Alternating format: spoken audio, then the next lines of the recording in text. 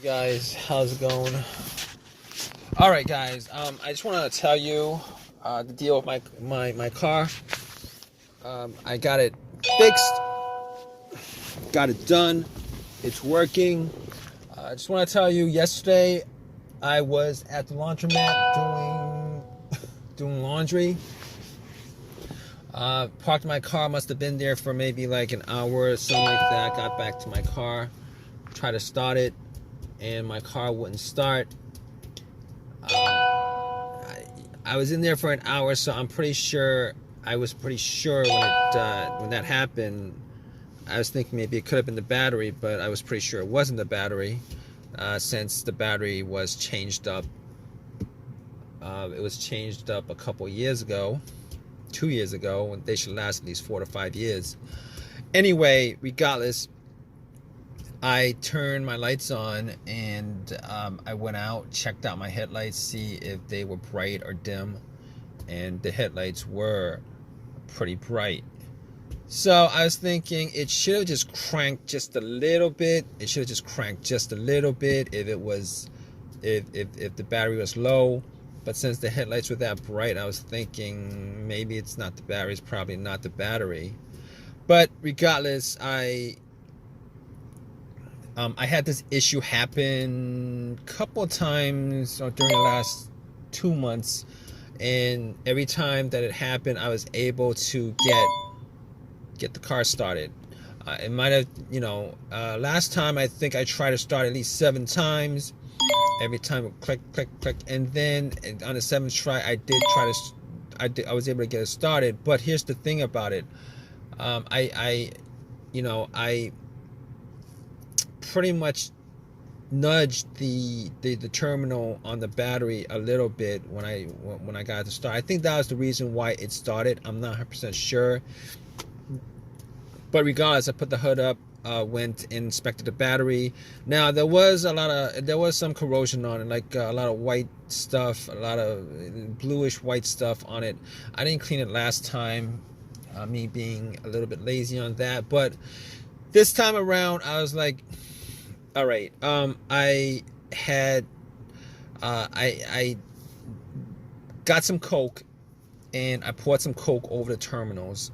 Got a rag, cleaned up the terminals as best I could, and after the Coke fizzed and oxidated the I guess oxidated is the word, oxidated the corrosion, popped it back on.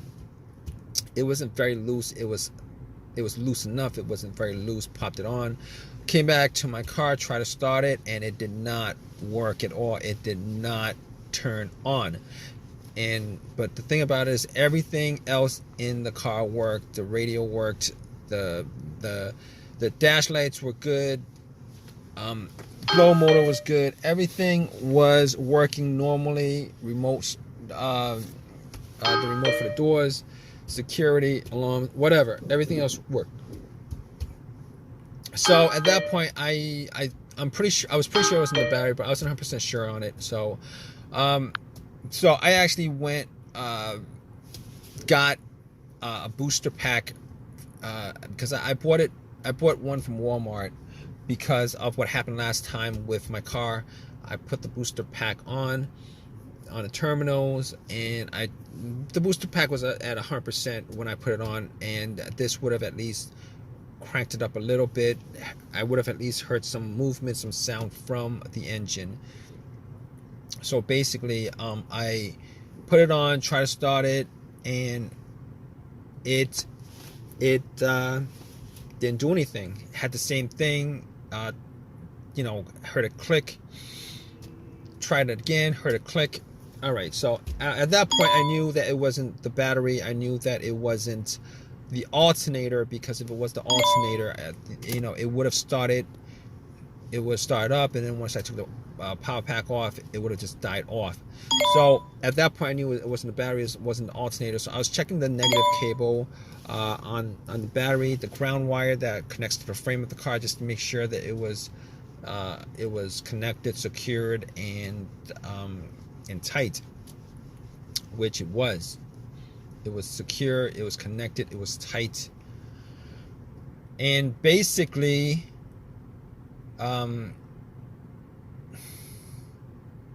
it was secured, it was connected, it was tight, and I don't think it was the ground wires that was the issue.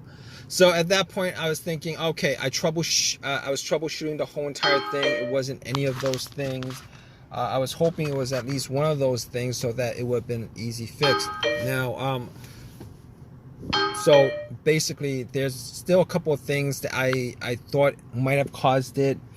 I did have an OBD2 scanner with me that I bought from Walmart because of, the last couple of times that it happened. Here's the thing about OBD2 when it comes to no start issues. Those $19 OBD2 will not give you. There's no code that will generate for a no start issue. With that kind of situation. Popped it in just to make sure that there was connection to that the car's computer, PCM, ECM was working and connected to the car itself, and it was. It scanned it, came up with no codes, so I was satisfied that it wasn't the car's computer that was causing this no start issue. And after that, I pretty much thought, okay, not the car's computer, could eliminate that. I was thinking, okay, what else could it be? It could be a fuse or a relay. So basically with the relay, I was like, it could be the relay, but considering I try to start it at least 15, probably like 20 times, probably close to 20 times. Probably shouldn't have tried to start it that often, but anyway, I did try to start at least 15 times, and every time it would click. Every time it would click. Every time try to start it, click. Try to start it, click. Try to start it. I heard like a faint click. Now, basically, that click is the relay. The relay is normally what happens is that when there's a charge that goes through the relay, it causes. I believe there's like 2 voltage plate on the relay to connect to each other. It's kind of a magnetism thing, connects to each other, and that's the click. So basically, I could rule out the starter relay because that was the clicking sound was the relay going off. It's just that the engine wasn't cranking at all. So I could rule the relay out at that point. And after that, I was thinking it could be a fuse. It could be a fuse that's the problem. And I was thinking to myself, okay, I've had 2 instances where I've had a fuse, fuses that were blown, which caused a no start. One of them was a no crank, no start situation, a no crank, no start situation, where I had no power at all in the car. No power at all. It was as if the battery was removed from the car. No power at all. Turned out that it was the main fuse on that car. The main fuse. Now that was a Honda that I had. It was a main fuse, and this is common to a lot of Hondas that I had. It was a main fuse that blew. And the reason why I knew it was the main fuse is because I had 2 screwdrivers, and I crossed up the middle portions of the rod and the screwdrivers, and it started up. So it was not. Obviously, the situation is not the same situation because I am getting power to everything. I'm getting power to everything, but it just wouldn't crank up. So I could cross that off the list. The next situation I had was with, I believe it was probably a fuse to the PCM or the fuse to the fuel pump that blew. I believe that was that situation, and essentially what happened was it was the car that I had it would crank, but it wouldn't start. It would crank, but it wouldn't start. So once I changed up the fuse, it would start up after that. Turn over, But unfortunately, I didn't have that. That's not an easy fix for this car, considering I have no cranking at all. I can't crank. There's no crank. All it does is make a click. It doesn't crank. It just makes a click. doesn't crank. So okay, so I could pretty much rule out those two fuse blown scenarios that I had previously. I could pretty much just rule those scenarios out, and I could just rule those scenarios out. So what I have left pretty much outside of the key fob, I'd consider it was maybe a key fob issue, but to be honest, I actually changed up the key on the key fob, and I didn't think it was an ignition issue. I didn't think it was an ignition issue. So I was thinking to myself, okay, it's probably the starter at that point. It was probably the starter at that point, considering it has all the symptoms of a starter going out. But here's the thing about that. I had the starter changed up like a year and a half ago, and I've only put up maybe like about 15,000 miles on the car. Probably around like 15,000 miles on the car. And basically, I was thinking to myself, what are the chances that it was the starter that's the problem? But regardless of that, there was no way I could test that out offhand. So I had to call AAA, had them tow the car, and tow the car home. Spent 2 hours waiting for AAA to tow my car home.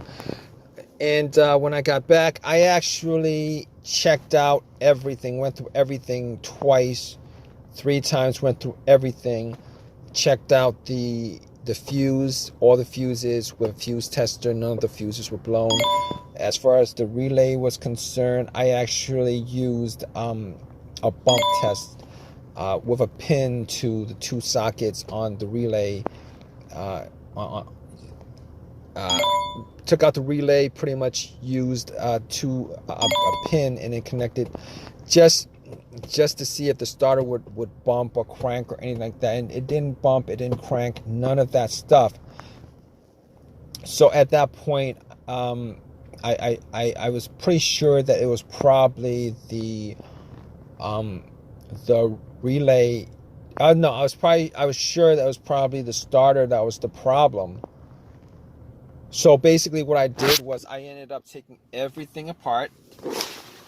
I ended up getting to the starter, and after I got to the starter, I actually connected a wire from the positive of the battery terminal straight to the solenoid, one of the terminals on the solenoid, and just to see whether I could bump it. I could not bump it. It did not start at all. So at that point, I was like I was 100% sure it was a starter. So I took the starter out, went to AutoZone, had them test it, and the starter did not work at all. Granted, it was a rebuilt starter. So cut to the chase. I got another. It was a lifetime warranty on the starter. So I spent $100. No, I didn't spend any money. I got the starter for free.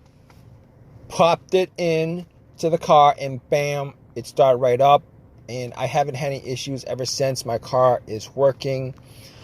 If you guys are going through this issue right now, just want to let you guys know, if you guys go through the whole troubleshooting steps that I've pretty much went through with the issue that I had with my car,